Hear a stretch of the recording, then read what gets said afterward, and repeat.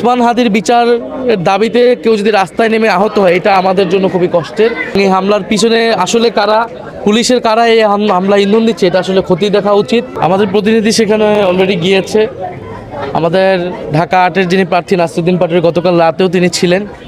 আমরা এই বিষয়টা আজকে সকালেও বলেছি, এটি খুবই ন্যাক্কারজনক, নিন্দনীয় ঘটনা যে ইন্টারিম গভর্নমেন্ট এই ওসমান হাদির হত্যার খুনের বিচার নিশ্চিত করতে পারে নাই, তার খুনিদেরকে গ্রেফতার করতে পারে নাই।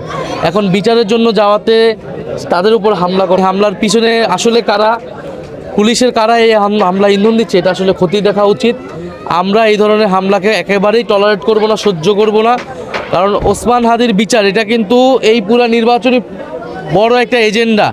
আমরা যেখানে যাচ্ছি মানুষজন আমাদের কাছে জিজ্ঞেস করছে যে ওসমান হাদির বিচার কি নিশ্চিত হবে কিনা, আমরা এটা করতে পারবো কিনা। ফলে ওসমান হাদির বিচারের দাবিতে কেউ যদি রাস্তায় নেমে আহত হয়, এটা আমাদের জন্য খুবই কষ্টের। আমরা অবশ্যই সেটার প্রতিবাদ জানাচ্ছি এবং আমরা প্রয়োজনে সেটার জন্য আমরা কর্মসূচিও দিতে বাধ্য হব।